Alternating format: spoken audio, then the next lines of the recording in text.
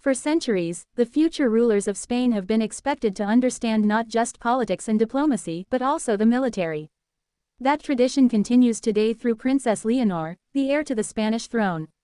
But what actually happened during her military training? Was it simply a ceremonial experience designed for cameras, or did she face the same demanding challenges as every other cadet? The answer surprised many people across Spain. When Princess Leonor entered the General Military Academy in Zaragoza in August 2023, she wasn't arriving as a celebrity. She was arriving as Cadet Borbón Ortiz, expected to follow strict military discipline. From the very first day, her royal status offered little protection from the demanding schedule that awaited her. Every morning began before sunrise. Cadets were expected to wake early, prepare their uniforms, clean their living quarters, and report for physical training. Princess Leonor followed the same routine as everyone else. There were no luxury accommodations, no private rooms, and no special treatment that would separate her from the rest of her classmates. The military wanted one thing above all else: for Spain's future queen to understand what service truly means. Physical training quickly became one of the toughest parts of academy life. Long-distance runs, strength exercises, obstacle courses, and endurance marches pushed every cadet to their limits. Military instructors are known for maintaining extremely high standards, and Leonor was expected to meet those standards just like everyone else. Many Spaniards wondered whether the instructors would go easy on the future queen. Instead, reports from the academy suggested exactly the opposite. Because every move involving the princess attracted public attention, instructors were careful to avoid any appearance of favoritism. If anything, expectations were especially high because everyone knew the world was watching. After weeks of adjustment, Leonor appeared increasingly confident during public military ceremonies. Observers noticed her improving posture, discipline, and leadership qualities. But physical training was only one part of military life. Cadets spent countless hours studying military history, strategy, leadership, communications, logistics, and Spanish defense policy. The classroom was just as demanding as the training field. Future officers are expected to make critical decisions under pressure, so developing sound judgment is as important as physical strength. Princess Leonor balanced these academic responsibilities while knowing every public appearance would be analyzed by the media. One of the most memorable moments came during field exercises. Military life isn't confined to classrooms or parade grounds. Cadets regularly train outdoors under difficult conditions, carrying heavy equipment while navigating unfamiliar terrain.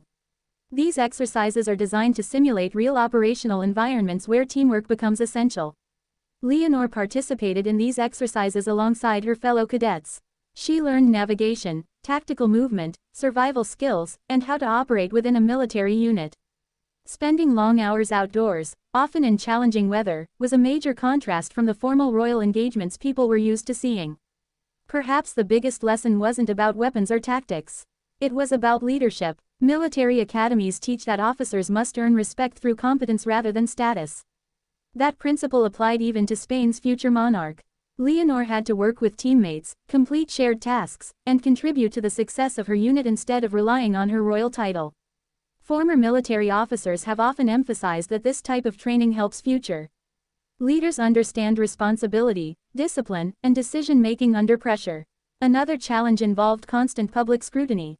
Unlike ordinary cadets, Princess Leonor couldn't make mistakes without attracting headlines. Every photograph, every ceremony, every training exercise became national news. Supporters praised her commitment, while critics questioned whether a future constitutional monarch still needed military training in modern Spain. This public debate became almost as significant as the training itself. Some argued that serving alongside the armed forces strengthens the bond between the monarchy and the military. Others believed the role of a modern monarch should focus more on diplomacy than military preparation. Regardless of political opinion, few denied that the training demanded real effort.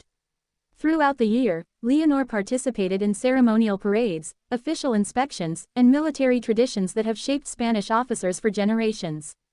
Precision, discipline, and attention to detail became part of her daily routine. Another important milestone came when she formally swore allegiance to the Spanish Constitution, reinforcing her future role as head of state. The ceremony carried deep symbolic importance, linking Spain's democratic institutions with the constitutional monarchy. As her first year progressed, military officials consistently highlighted her professionalism rather than her royal status. She completed the required curriculum, took part in scheduled exercises, and prepared to continue military education through Spain's naval and air force training programs. This multi-year path reflects the preparation traditionally expected of future commanders-in-chief of the Spanish armed forces. For many Spaniards, the images of Princess Leonor wearing camouflage, participating in drills, and standing shoulder to shoulder with fellow cadets represented something new. They saw not just a princess, but a young woman preparing for decades of public service. Others remained skeptical, viewing the experience primarily as symbolic.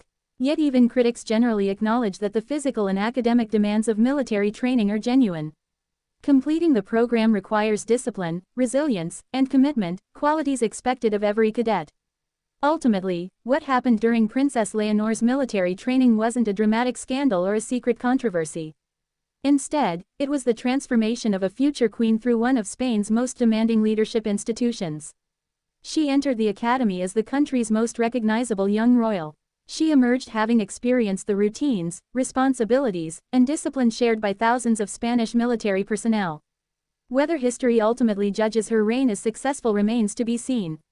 But one thing is already clear. Her military training marked one of the most important chapters in her preparation for the throne, giving her first-hand experience of leadership, service, and responsibility that few modern European heirs receive.